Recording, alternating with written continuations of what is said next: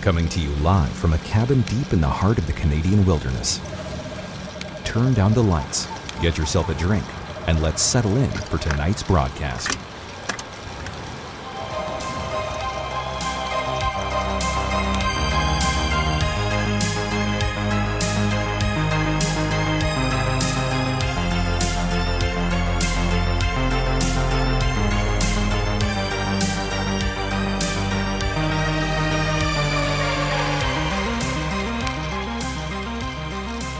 Good evening, and welcome to Midnight Mysteries. Here are your hosts. Welcome back to Midnight Mysteries, the heart of Canadian Paranormal Radio. My name is Nathan. Hey everyone, my name's Mike. Today we're talking about psychology and its overlap with the paranormal and supernatural. As always, if you want to learn more about these type of topics, anything supernatural, UFOs, cryptids, make sure you hit the subscribe button. Tonight, our guest is Deb Vernon. Deb has a passion for helping people find purpose and wholeness with over 30 years' experience in psychology practice. As a psychologist, Deb learned how many people become fascinated with the paranormal to find solutions to daily problems in their lives. From goddess myths to Wiccanism, Gaia, and Artemis, Deb has dived deeper into what is behind the human mind and our need for secret power. Deb is also the author of A Picture Book of Emotions, a quick read book to help transform and brainstorm solutions for mood and relationships. Hi, Deb, and welcome to the show. Hi, thank you. We're so excited for you to be here. I've seen you around the office, and then at one point we touched base, and you're like, oh yeah, I'm totally into this stuff. I know this stuff. So in terms of your upbringing, and this is the way we start off with each of our guests, it's a way for the audience to get introduced to our guests, but in terms of your upbringing, was there the belief in spirituality or the other paranormal in your family? What did that look like? Did your parents or grandparents ever talk about it? Yeah, of course. Well, my grandparents were actually Masons. Oh. Yeah, so my father's from Louisiana and down in the bayou. And honestly, my great-great-grandmother's name was, honestly, Lizzie Imogene Graves. Wow. For real. Yeah. For real. That sounds like As original as it gets, eh? She had a twin, Kizzy Imogene. Or, Kizzy Graves as well. I don't know what the middle name was. And so, they had a lot of mystical beliefs about, what lived in the bayou, obviously. And also a lot of beliefs about, superstitions and things that they wanted you to do, and there's certain phrases, turns of phrases, So I remember growing up with my dad. He was very proper and very, he had a lot of politeness, but my grandma on my mom's side, again, she was very proper as well, but there's always a belief that there's a veil, and through this veil, then there's something on the other side of that veil. Right. Very, very thinly. Yeah. Oh, I'm not gonna lie, when I hear bayou, I just want to say it in a southern accent. I know. It's so hard to resist. My mind immediately goes to Florida and all the other just humid areas around the States. Yeah. They would say, mash that button there, Mike. Yeah, smash that button. Smash that button. So your grandparents, you said, or was it your parents and grandparents were Masons? So my grandparents, my the thing is, ladies aren't usually considered allowed to be actual Masons. Okay. So they're daughters of the eve. Yeah, they have their own lodge name type. Daughters. And so she belonged to that. I think they call it a sorority. Okay. And then, my grandfather, he belonged to the Masonic Lodge. And my aunt, of course, she belonged to the sorority up here. And so they had a lot of mystical traditions. And I don't know that they actually thought it was paranormal. I just think they thought that was the way things were. Okay. And so they just had these sort of turns of phrases that they would use. And when I was growing up, as I started to grow up and my mind developed and I was able to think beyond the concrete and, 7, 8, 9. When I was growing up, 9.5, 10, we would be like, oh, you know, there might be a ghost or there might be something that we can't see. Right. So as you get afraid of the dark, you imagine, you can imagine things, right? Because your mind is starting to develop. Trying to run. We would develop, we would like create ghost stories. And then we would try to talk to these, these stories that we would create. And then I got a little scared because I was like, well, what if they actually talk back? Yeah. Yeah. Well, I mean, having family members that were Masons, did you ever see any of the rituals carried out or any of the weird Certainly stuff? not. They were That's a involved really with? that's a really guarded secret. Yeah. And the only reason we actually saw was because we saw the pins. Oh, okay. Right? We saw the pins, but we did not get to see any of that stuff. Okay. It Very was, secretive. yeah. Secret handshakes, secret knowledge, man. Yeah, the sashes and everything else that goes along with it. So for you personally, what was your red pill moment? The personal experience or the thing you learned that made you go, there has to be more than this physical world? You know, more than the concrete. Yeah. I think it was when I was sitting in a university lecture theater.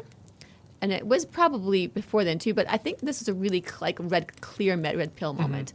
And I remember thinking, man, I am really struggling with like the thought of metacognition and like, are we part of a cave? Like, are we part of a puppet show? And then there's a puppet show on top of the puppet show. Right. Like, is this a game somewhere that somebody's laughing at us? And you know that there's like the Matryoshka dolls where there's a nest inside of a nest inside of a nest. Yeah. Right. And I was trying to put my head around It's the Matrix. Metacognition, right? Yeah. The Matrix. Yeah. And I was like, this really troubles me that, you know, there's the dying God myth in so many different cultures.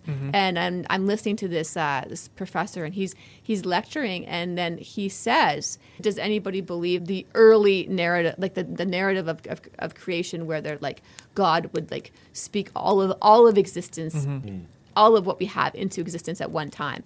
Anybody who believes, and then he says something that I believed, he's like, raise your hand. And I was like, oh, this is really hard to do. Were And you then the only one who raised your hand? or I was have there no others? idea. I just did it so quickly. I was like, You're just in this whoa, bubble. I'm just stretching. Actually, I'm not raising my hand. it was a difficult moment. I'm not sure it was my best moment, but I remember thinking, man, how did this guy know that was exactly what I was so struggling with? Like it was almost laser focused to that cave problem, right? And he said, and this is an example of magical thinking that's not subject to rational Everybody look thought. at her. This is And so I am doing, you know, something like that, and I was really awkward. But it was actually something I was struggling with. So it was like, okay, how did somebody know? How did somebody read my thoughts? Like at this very moment, I was struggling with that, and then he asks me the question, and then I have to I was like, there's something else maybe really going on here because that was like, it's like somebody told on me. Like, how'd you know? Who told? Yeah. Right? Someone whispered into the professor's ear. Yeah, something was going on there. So I had this like sense of there's some surveillance going. I don't know where there's something going with that. That was one of the moments. And then the other moment, I was talking to a young friend, and I was really young at the time. I think I was 10 or 11, and she was at my summer camp, and she's like, you know, I have to tell you a secret, and I'm like, okay, tell me the secret. I started counseling when I was like, I think 12 or 13. Natural shoe. I can start speaking, and I started to do it.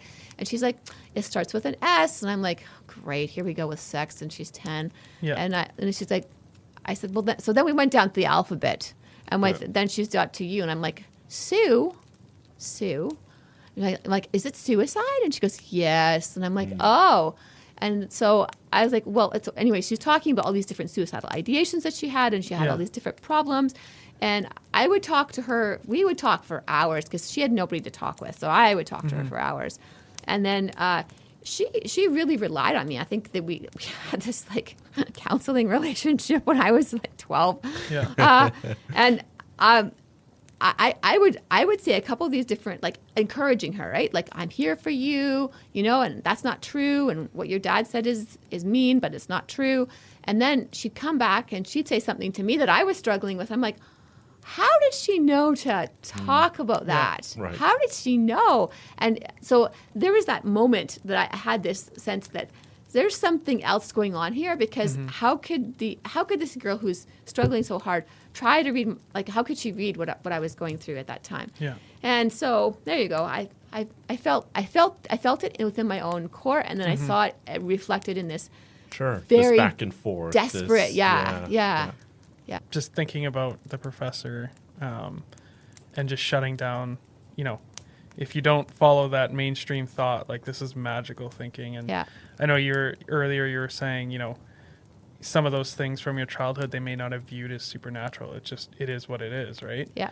As we become a more secular society, and the belief in the supernatural is almost like taboo. Yeah. And I had a similar experience in university, and it was not my proudest moment because I chickened out, and I regret it to this day. But I didn't raise my hand. Just go back, go write a letter and set it straight. I want to have that argument now. Yeah. So it seems like you were drawn to counseling or psychology from a young age. Almost when I was crawling. Observing the world around you. So what pushed you to enter that field officially? Like, what made you go, this is what I want to do? I can tell you, it was really easy. I was 7 years old. My dad died from a heart attack just one night, just went to sleep and dead.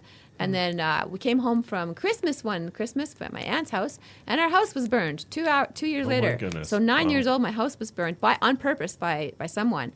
Wow. And then, so I was like odd in the class. Like, nobody else had that kind of story. And so it set me apart a bit. And I wasn't quite like the other kids. Right. And then I went to a private Christian school, and I was able to accelerate a little faster than other kids my age. So I was 13 in grade 10. Oh, wow. I was 15 in grade 12. Yeah. And that kind of made me a little odd as well. Yeah. So there's a couple ways that you can make use of that oddness. And I got talkative, and I've listened, and so there was a time where I was advocating for someone, and they were going to see a counselor, and I said, look, here's the real deal. This is the way the situation is. I think I was 14. I'm like, this is how it really is, to the counselor. And I said, this is how it is, and this is what you need to do to see that, like, to get the real goods. Like, you have to just talk about this topic, and then you'll really see what's happening, and not all that surface politeness. Yeah. And the counselor said, there, little girl, don't worry about it. And I'm like, I'm 14, but I'm in grade 11, and I'm on the honor roll. Like, you need to listen to me. Like, I have a point here. And anyway, that was sort of my turning point, where I was like, I'm going to make a difference, and I'm going to throw that starfish back in the ocean. Yeah. Right. Yeah. Don't tell me how to do my job, right? Yeah, I had that sense of going to make a difference, and I'm going to do something that makes a difference to one person at a time. Yeah. I think the other part was I was in high school, and we had the opportunity to do a mock trial at the university, and I was one of the lawyers, and we did the mock trial. I totally lost the case. And I realized when I was doing the case, because my case was kind of an open and shut case, but how the other side packaged it was like, oh, so it doesn't actually matter what actually happened. What matters is how you package it.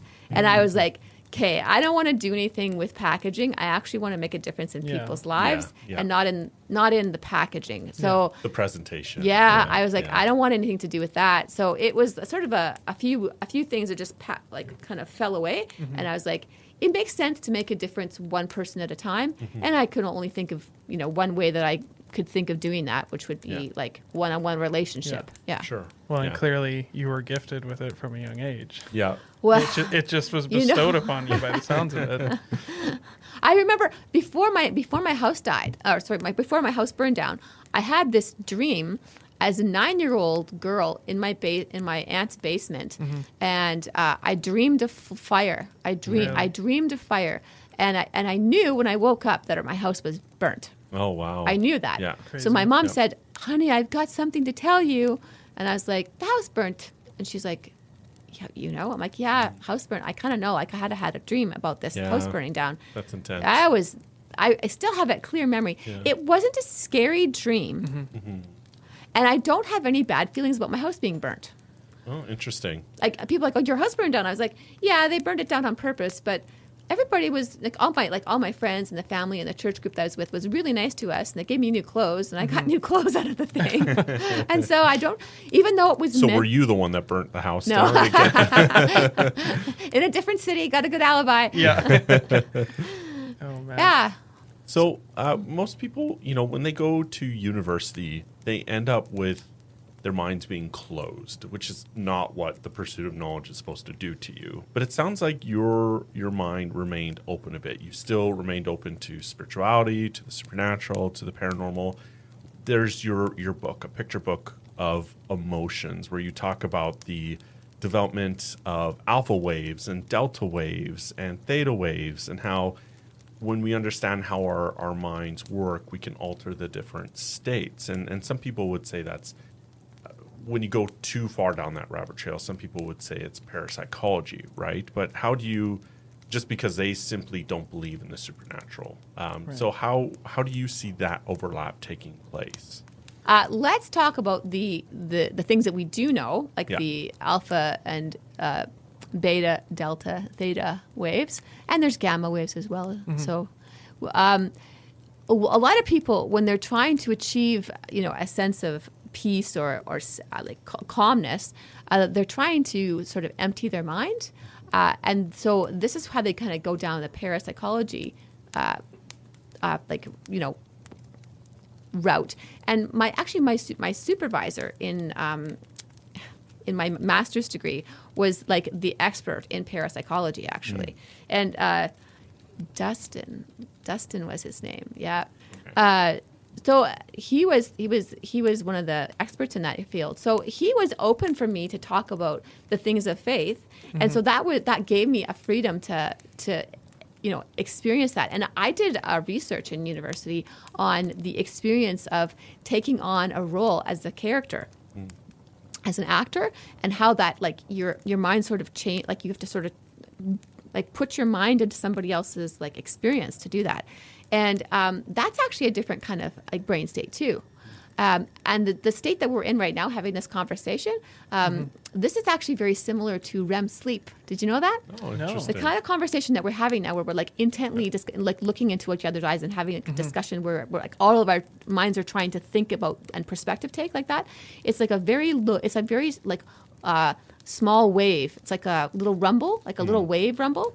Yeah. And then and that looks very similar to REM sleep. So when you're trying to take perspective take, it's a very different kind of state to be in. It's refreshing. So I had this great conversation with somebody because you're in this state of and REM sleep, you feel refreshed as well. Right. It's emotionally refreshing.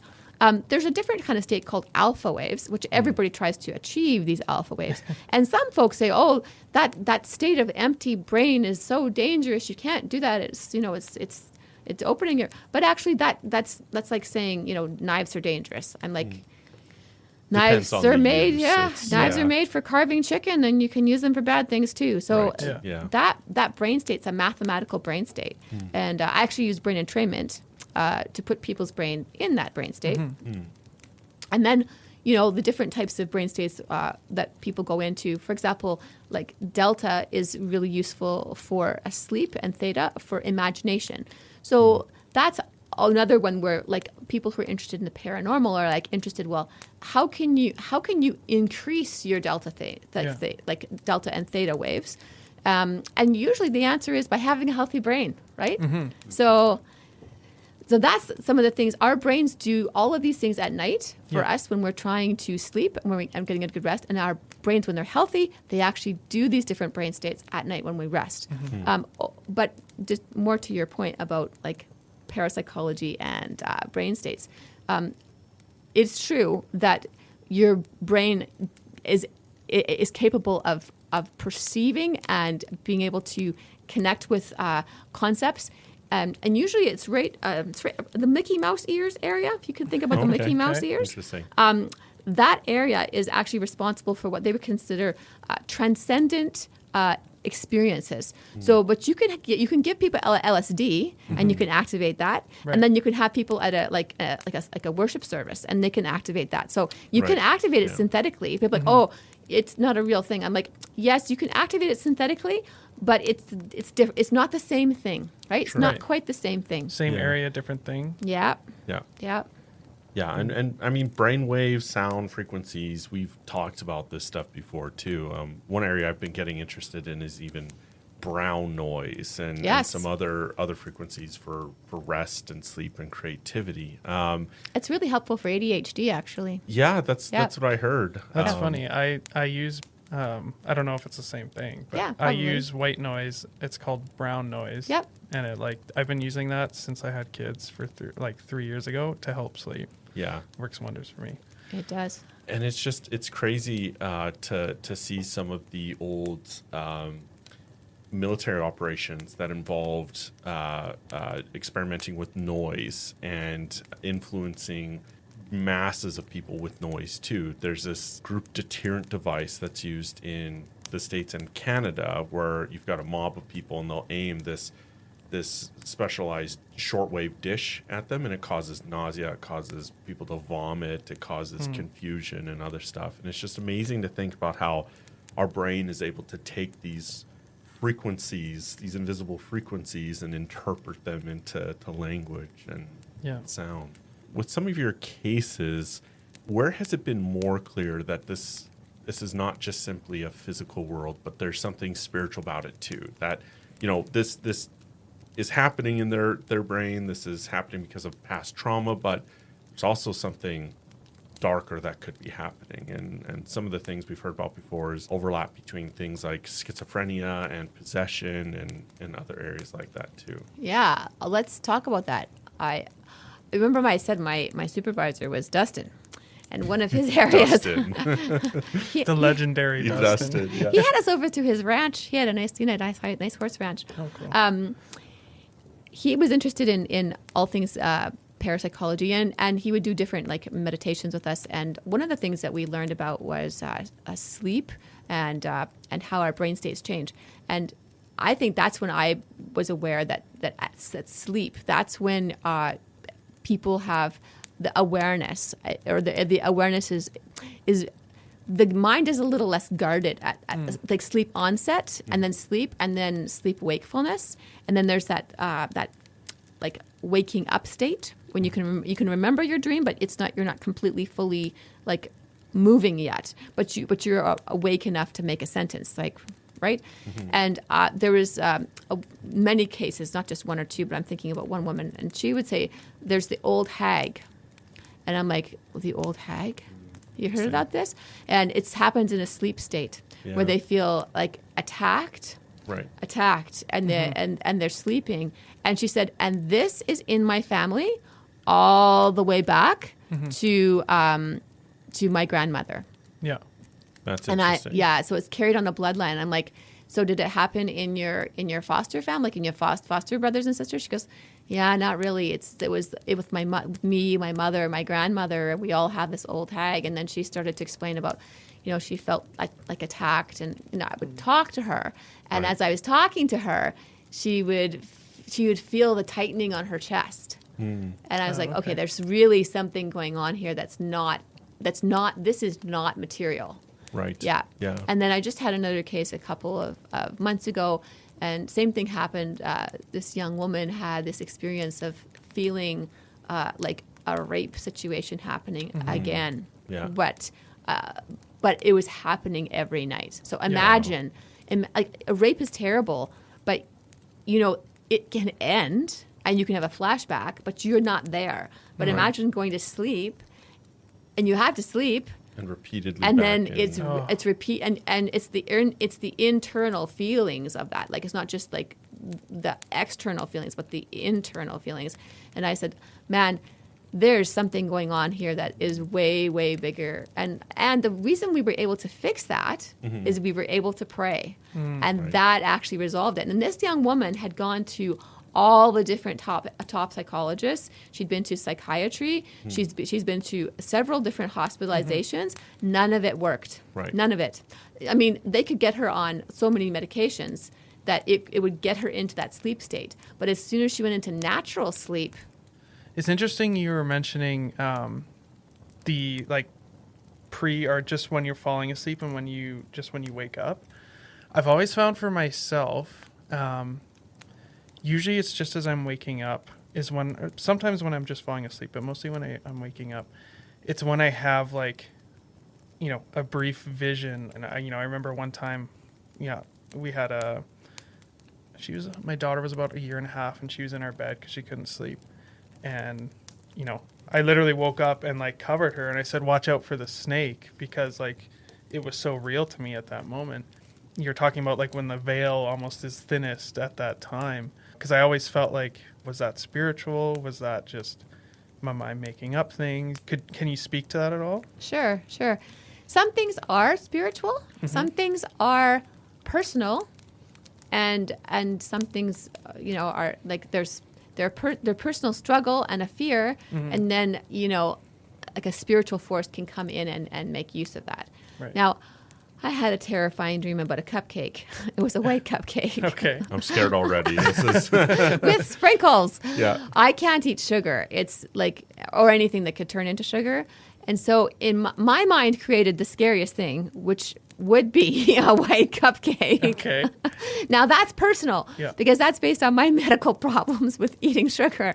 But that fear could create something that could be a very spiritual, negative, and like so an open door. Yes, like an open door. And I think that's probably where we can talk about next, is that you can have a real personal, fearful, real thing that happened, like a terrifying event, and that's a personal, a psychological experience, plus it also happened, and then from that it can get twisted where people say, because that happened, now I'm going to make sure, I will vow, I will never, I will always, I've decided. Right. And when you do that, you create a special kind of pathway in your brain that's stamped with it's like adrenaline, and you can't erase it.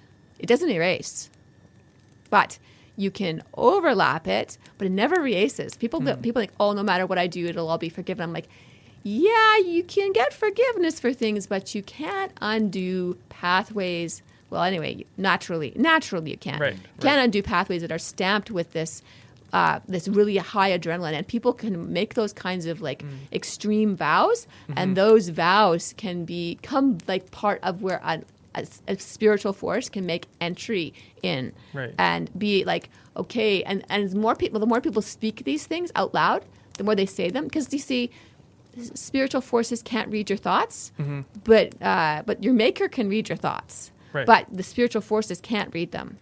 Whatever force whether they are, whether they serve the creator, whether they don't serve the creator, they can't read your thoughts. But you speaking out these vows of I will, and that voice tone, that's something that can be used very easily. So that's how the two kind of overlap with these, I guess you could call them like entry points. Yeah, personal decisions, and then more. Okay, so then, like you say, at that point, those pathways don't just naturally heal. What would you say about spiritually, like you renouncing, say, those, the things you said? Yeah, I think it's like getting out people who are living in your building and won't leave, and they wreck your building. Yeah, it's like trying to evict bad tenants. You tried to evict them. You said you were going to evict them. You took the sheriff over there and you took most of their stuff out, and then somehow they got back in again. So sometimes I think people are like, well, I did all that, why isn't it working? I'm like, you got to be persistent, and you got to replace those things. And I would say, and this is an interesting Wheaton study that came out. So Wheaton did a study, and they found out that if you read scripture one day a week, nothing much happens. Like psychologically speaking, we can't measure anything that happens. 2 days a week, not much of a wobble. At 3 days a week, we notice a wobble. So at 3 days a week, we see a fluctuation, downward trend in depression. But at 4 days a week, so if you're reading scripture 4 days a week, more than you're not reading scripture 3 days a week, then all of a sudden we see a huge downtrend in anything that's like especially like destructive, right? So pornography goes down 60%. Depression goes down 30%. So that's more personal, right? So it doesn't drop like something that's destructive like pornography, but it comes down because you're feeding the good things. Yeah. But the things like suicidal ideation down 80%. Wow. So that is, but you know, like anxiety down 20%. So the things that are more personal, they heal with persistence, but the things that are truly destructive that are from like a spiritual enemy part, they respond very quickly. Well, yeah. And to circle back around again. So I've got I'm missing one psychology course. I'm missing my psychology 400 course. But I've got 100, 200, 300. Okay. And my favorite areas are cognitive behavioral therapy, CBT, and then positive psychology. And I mean, you know better than me by a lot, but my favorite emphasis is that it's, you know, if you get up, make the bed, you exercise, you shower, you eat right. You know, these things can self-correct in a lot of ways. But along with what you're saying, these supernatural experiences or these manifestations don't tend to go away, even with those practical self-help courses. And even as you're talking about the old hag, that's the number one image associated with sleep paralysis, right? As well as the Hat Man, which more and more people are coming to share about. So it's so interesting to see that even when people begin to unpack some of this trauma or seek healing, that some of those supernatural circumstances don't go away. And with that, to transition a bit, Mike and I have frequently run into listeners and people in the paranormal field who aren't, you know, people of faith who believe there's something more than this. But one thing they say they use and try and help people is the name of Jesus. Like over and over again, they use the name of Jesus to try and drive out demons or other things like that. During any one of your cases, has there ever been some sort of manifestation that jumped forward where you're like, okay, this can't be addressed with regular psychology, I've got to address it a different, less formal way? I can think of two situations. There was one where there's a young man and he described where he felt like there was like something that was taking over his mind, and he felt like it was an invasive force, and that he wanted to harm, that it created this like desire to self-harm, and he didn't want it, but he didn't want to stop doing the things that he was doing that were feeding it. Okay. So I said to him, like, you know, I can pray with you if you'd like. Would you like to? So he's like, yeah. And so we did pray, but it really didn't resolve. Okay. And then I checked with him. I said, is anything? He's like, no, nothing. I'm like, well, that's kind of weird. So I said, well, you know, we could pray together with another person. So we did that. I invited him, and we did pray with somebody with very knowledgeable about the areas of the spiritual. I would say like a spiritual prayer master. And that meeting, the prayer master said to me, this young man doesn't want to do the things that are right choices. He wants to continue, you know, living however he wants, and he doesn't want to stop doing all of those comfort things, which are the things that are feeding this. And so because he wants the pain to go away, but he doesn't want to keep doesn't want to do the work. That's right. And then there's a young woman, and she was the opposite. She actually had her mind had broken into different personalities, and she wanted wholeness. And so I just said, like, well, this is really straightforward, right? I mean, I know that people make it complicated, but it really doesn't have to be. So we do, and I'll show you how to pray. So we did. And then she kept doing that on her own. And all of her personalities are now amalgamated. And she had been in treatment for like 5, 6, 7 years. And I've only seen her for several months. Yeah. Right. Yeah. Wow. When you work with those cases, now you're part of a private psychology practice. Yeah. Is there sort of some sort of governing board that you have to share those reports with or anything like that? And if you Yeah. do, like, how does that work? How does that unpack with tying that in? Psychologists are all expected to can do continuing education and to do case conferencing, which was what I was doing today just before I met you. Right. We were meeting together as colleagues and being accountable to each other for our ethics and being accountable to each other for our continuing improving current state of knowledge. Our board requires us to continually update our knowledge and then to keep certain standards of ethical conduct and like record keeping and confidentiality and that sort of thing. But nobody looks through my files. Sure. And when I die, my house is probably just going to get a really bad fire or something. Oh man. Maybe you'll have a dream about it before you die. I actually is my like I ask people, what do you like to do for fun if I meet them, right? Because people say, oh, what do you do for work? I'm like, it's a boring question. Yeah. What do you like to do for fun? I'm like, that my answer to that is I build huge fires. Oh yeah, we were talking about this the other day. Yeah. Bit of a pyromaniac, are we? If I like burning things like an outhouse. Yeah. Like big. Like Yeah. We're not talking about bonfires. No. We're talking like As long as nobody's in it, no. right? Well, you can dance on them though. You can like. That's why it's fun. Yeah. Yeah. So I was just, as you're talking about those cases, so I used to work, frontline in the crisis diversion field. And so it was a lot of people suffering from, various mental illnesses and substance abuse and whatnot. I went in there thinking I was going to maybe gain a better understanding of, okay, I believe, some of this maybe is just physical or physiological, and some of this is spiritual. And I found the longer I worked in the field, the more confused I got. I was like, I actually have no idea what's what.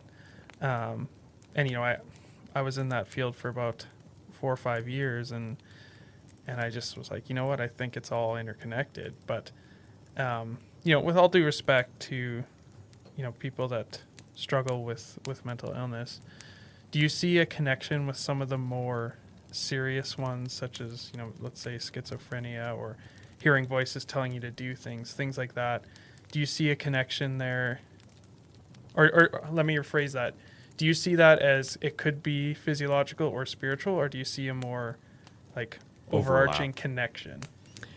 All of the above. I hate those exams. Just yes. Exams, right? They're A, B, C, All or of the above. D, A and B. I think it's E, all of the above. So, I would say a good example of it, schizophrenia. Schizophrenia is one of those. It's one of those gradients where on one side you've got this very low level of brain neurotransmitter, and on the other side you can get very different symptoms like Parkinsonian symptoms. Okay. And so it is it's a neurotransmitter derived problem. But interestingly enough, so overuse of cannabis can trigger a schizo type problems, like schizoaffective type problems. So, yes, you can have people with schizophrenia like vulnerabilities, but it's all included. So I had a very medical problem. I had cancer in my thyroid twice, and then I got better. You beat it twice. Yeah, I beat it twice. Great job. But it was a mindset, right? So it was very much a medical thing that you could actually see, but it was also very much a mindset. And I didn't take chemo and I didn't take radiation, so I didn't do that. I didn't do that. I changed my life and I started to pray differently. So I'm not saying you have to do it that way, but I'm saying even the things that are very medical, even the things that are like, this is so medical, it's for sure just physical. I'm like, it's always all spiritual, and it's always all physical too.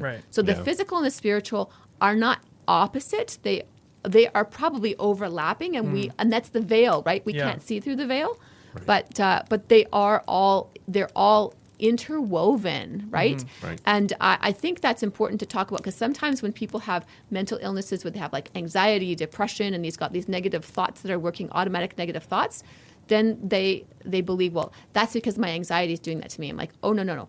That's you. Just because you have a thought in your mind does not mean that thought came from you. Right. That thought might not be yours. So if you feed it, then you've made the decision to feed that thought.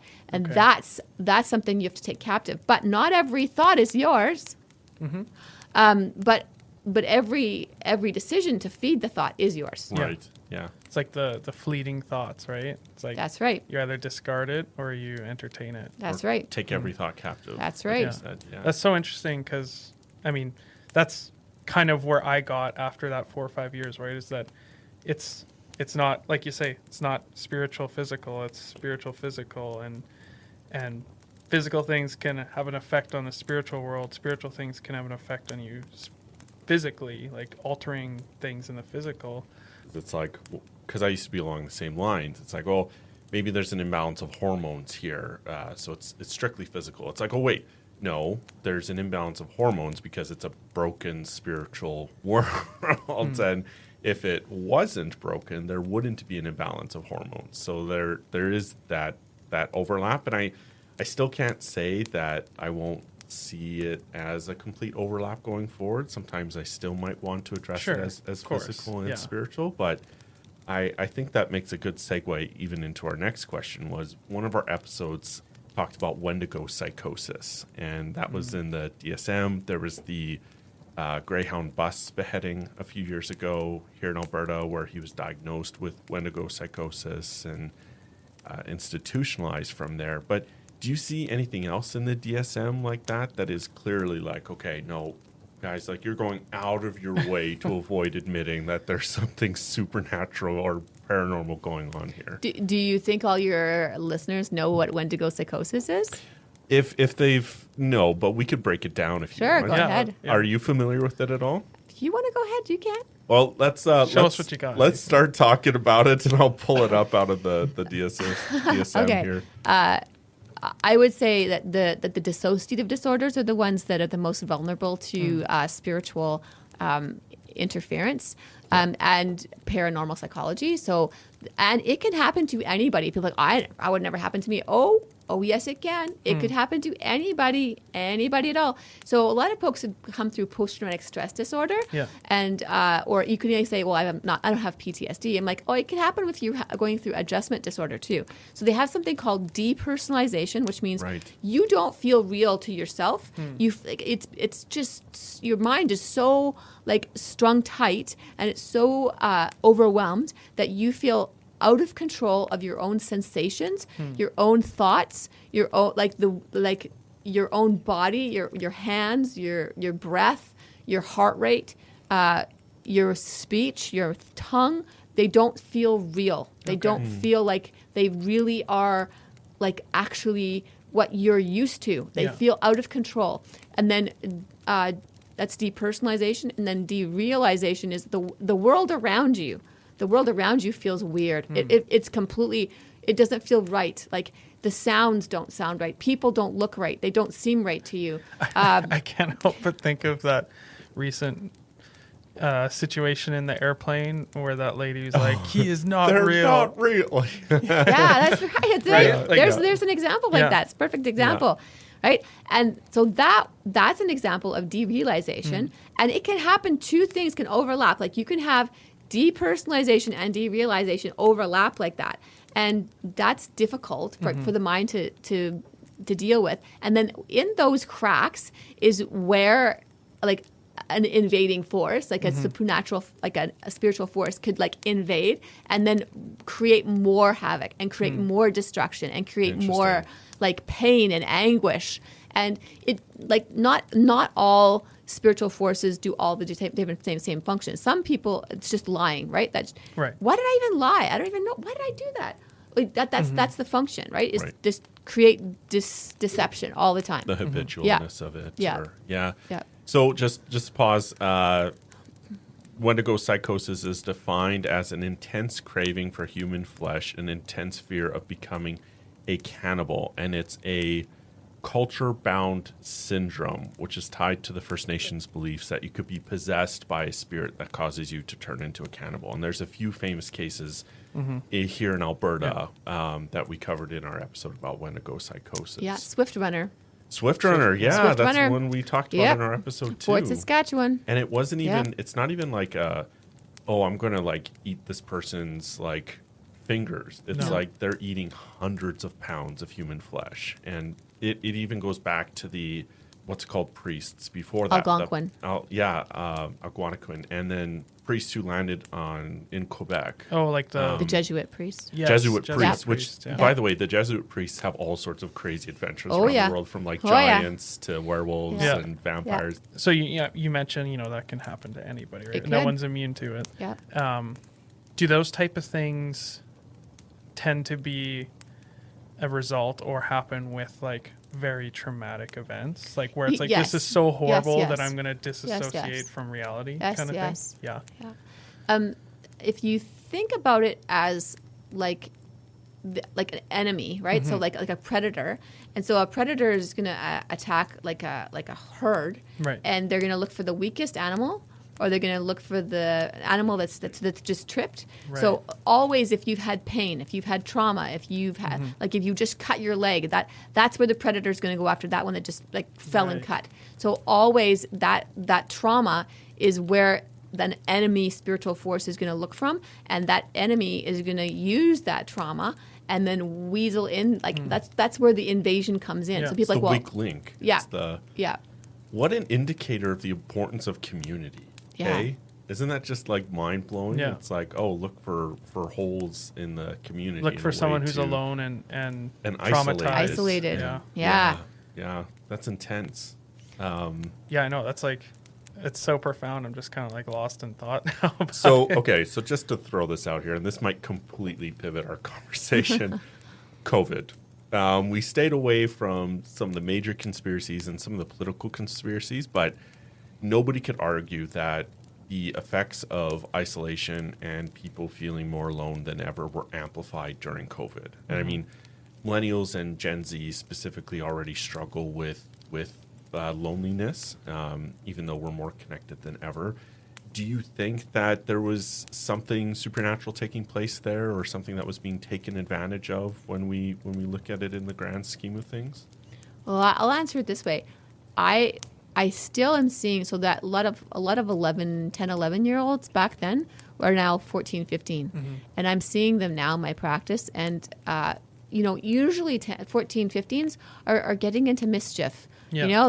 They're getting out there and getting into mischief. They're not doing that right now. They're staying at home. They're looking at their phones. And even when you encourage them to go out and get into something, they don't. They just, even if they play hockey, they go back on their phones.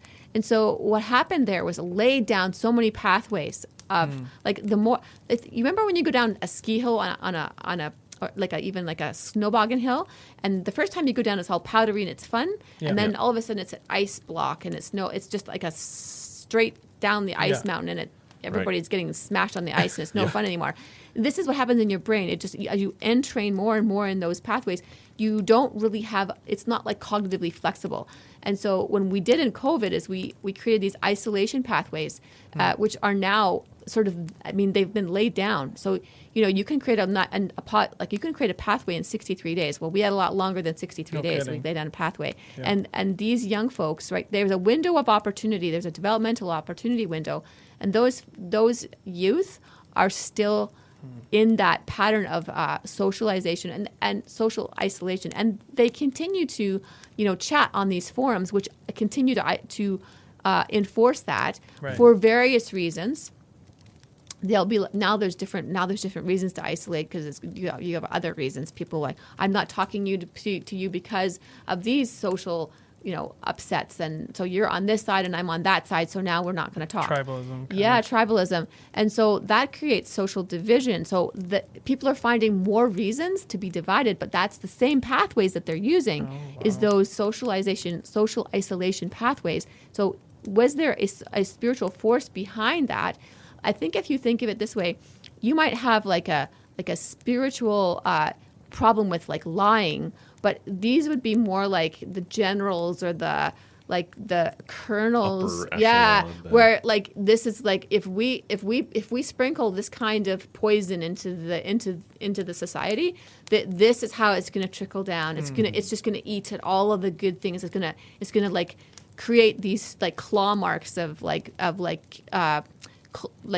division, and that will interrupt all of the like the love and the healing. And I still see that happening within family groups. So we have a lot of healing to go through. Yeah, that's so interesting, because it's the division we're seeing in the world these days is just unbelievable. People picking sides, they have to pick a side on everything, and it's you're people in their echo chambers reinforcing their ideas. And I never really pieced that together with COVID. Like, I had no idea that that's like a very similar or the same pathway as just isolation. Yeah. It's like rinse, repeat. Yeah. Crazy. For people who might be experiencing just this isolation right now, or experiencing some of the symptoms we've talked about through this episode, what's their best course going forward? How can they begin to address that, or begin to look for a change in their life?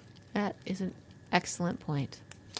I'm actually going to turn that back to you guys, because you know what? I can answer that question. I will, but I think I want to hear back from you. What helps you when you feel alone, and when you can't just like reach over and grab your wife and say, "Hey, honey"? Like, what helps you when you're really alone?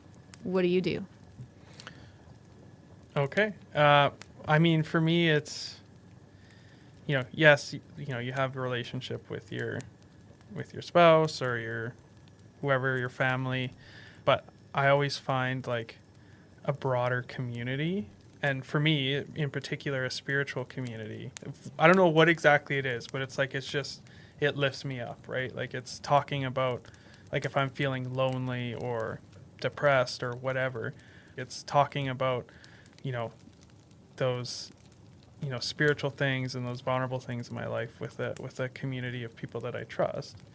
Yeah, for me, it's community for sure. But I find even when you talked about prayer earlier, like even when I'm driving home, and when people hear prayer, it sounds so formal sometimes. But sometimes it's just like, this sucked today. Like, this was not fun. And just even talking to Creator or God that way, it can feel like there's a weight that comes off. And it's so interesting. There's this speaker I've followed for years, Dr. Andre Huberman, and he's got he's from Stanford Labs, young guy, and he's just recently started talking about how he can't help but look at the human brain and see inspired design, can't help but see a creator creating it, and how he talks about how much people benefit from just talking out loud. It's definitely been something that's helped me before, is just externally processing some of those thoughts. Yeah. Talking out loud is really important. Saying the truth out loud, super helpful. And it's actually what I tell a lot of the people I work with. But like community means different things to different people. Right. But, they did another study that was done in the States, looked at some of the different things that people do when they gather together. And, sometimes when we're clapping together and singing, if you do that with people, you can actually get them to release oxytocin. If you move a table together, or you move it Interesting. Or you put microphones up in a certain way, and everybody's like helping and like cheering you on. You're talking. The different things that we do, like cooperatively, where we're like come together and everybody sort of sits down and we all like greet each other and ask, wow, what happened with your baby? Did she get better? And all those kinds of little things that we do, that makes a huge release in oxytocin. Okay. So all of the little things that we don't even think like a big deal of it, but that actually helps to like offset some of these like a sense of anguish and a sense of like being able to give helps people feel powerful. The opposite, people think that the opposite of love is like hate, and it's not. No, the opposite of love is apathy. Right. Is apathy. Yeah. And so the more you can do something to make a difference in someone else's life. Remember I said like I wanted to throw that starfish back in the ocean? If you can throw another person's starfish back into the ocean and make a difference, you have that like release of that sense of, oh man, I made a difference to that starfish. Mm-hmm. Right. Yeah, because even that's interesting. The opposite of love is apathy. Because even hate is an emotion, and you know where to start addressing it, right? It's like, okay, there's something at the root of that hate. But when it's apathy, it's just like, I don't care, right? It's just like that. Yeah. Yeah. So then what would you say to, so we're talking about healthy community interaction, even just on that like micro level of, you know, talking together and doing stuff together and working together. What would you say, because I feel like everyone has that internal desire for community, but not everyone finds a healthy outlet for it, you know, which is why I think, you know, gangs and that's true. and other, there's many types of unhealthy groups. Speaking on the lines of division, what does getting together in an unhealthy way, let's say it's motivated by anger and just screaming at people, and you know what I mean? Like we see a lot of that these days. How does that affect, you know, your body? Not good. Not good. So when you see a whole bunch of, like when you see a crowd, crowds do something called groupthink. Have you guys heard of groupthink? Yes. Yeah. And it's very scary because what people can do in a group is not what they would do if they were by themselves. It's like mobs, right? Yeah, it can be very deadly. And deadly in a massive way, more than what one person would do having a really really awful person, right? That group thing and like coming together and screaming and like creating like shared hatred. Well, like a placebo effect is a positive effect that can be up to say 40, maybe 50%. You can get improvement just using a really, really powerful placebo. So they actually do like sham surgeries or like sham injections or things like that. Cause people pain, and the more they have to pay for it, and the more painful it is, the better it works. They found out. So if you want a placebo to work just a little bit, then it's 20%, and it's just a little bit expensive. But if you want it to work really well, make it painful and make it cost a lot of money, and then they actually like, wow, did it ever work really good? But the opposite is true, and a nocebo effect is way more powerful than a placebo effect, and it lasts longer, which means this is exactly what you're talking about, right? Where the people are, they're creating this shared negative emotion of like hatred and shared like outrage, right? Yeah. And from that, there's this sense of we're entitled to do this next step, and there's just no reserve. There's no reserve. Yeah. And there's no backpedaling either, because everybody else is rushing forward. Yeah. So what does it do? It creates groupthink in a way that is very destructive. Mm-hmm. And I imagine, based on what we've talked about earlier, how enemy or demonic forces or whatever you want to call it would take advantage of that, right? Because it's like that outrage, I would imagine, opens a door to just take advantage. Well, even a step back from that, like you talked about family being involved in Freemasons earlier, right? And Mike, that was a great point about, people being involved in gangs or even cults, right? It's like they know that they need community. They feel like that's missing from their life, but there's this counterfeit available that they find relief and comfort in. And it's interesting. I saw a study a few years ago where even some of the more ridiculous cults that people have been caught up in, it's not from the lack of intelligence in their life, from the lack of IQ or EQ. It's just a matter of whether people are at a crossroads in their life or not. Because you've had some highly intelligent people get involved in some really sketchy cults, but it's because something happened in their life at the time that caused them to go searching for something, and they kind of latched on to the first thing they came across. So yeah, that's really fascinating. It's disturbing, isn't it? It is. Yeah. Disturbing is probably a better word than fascinating. It's humbling and disturbing.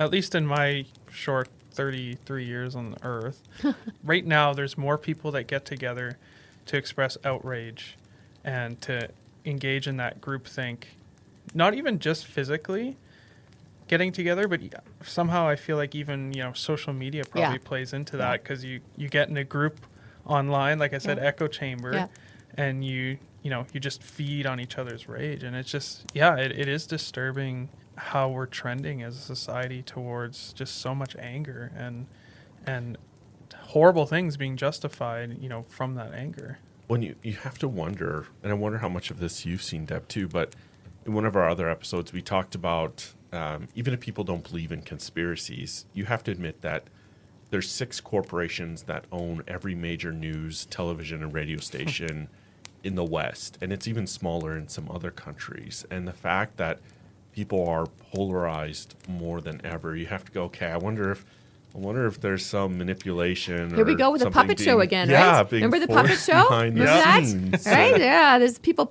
I was saying that we're in the cave, right? Yeah. Here we go.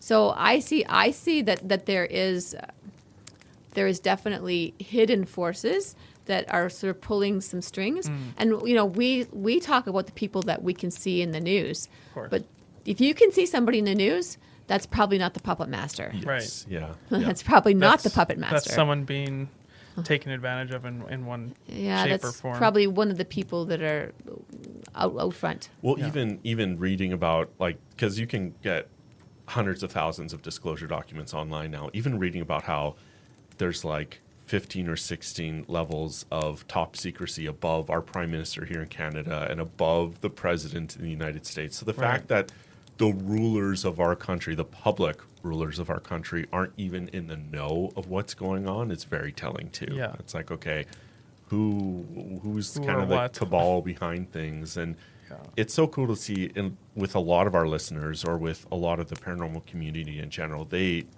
describe their quote unquote awakening as taking a red pill from the Matrix, of being aware that there's forces behind the scenes pulling the strings, like you said. Some people think, well, we talked about a lot of things. What can I do about it? And what I would say is, when you do something difficult, don't make it any bigger than 10 minutes long.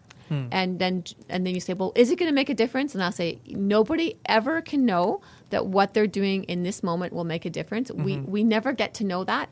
We just do the next right thing. And then you do the next right thing after that. And usually the next right thing, which is really difficult, because usually a difficult thing to do is about 10 minutes long. And if it's more than that, then you have to chunk it down. Okay. And then just do that next right thing. So go do the next right thing. Yeah. Atomic habits. Atomic habits changed my life. Yeah. That's right. Yeah. That's right. Cool. Very So good. tonight we start off talking about sound and the power of brain waves and activity, and we went into what it looks like for psychology and the paranormal to overlap, to talking about shadowy forces, and we briefly kind of touched on each of these. But do you know someone, or have you ever experienced those awakening moments where you go, okay, there's more than this physical world, there's more than this reality around us? Send us a message or add your thoughts and comments below, and we'll respond right back. We'd love to hear from you. Thanks for joining us, and remember to stay weird. We'll see you next time on Midnight Mysteries Radio. Have a good night.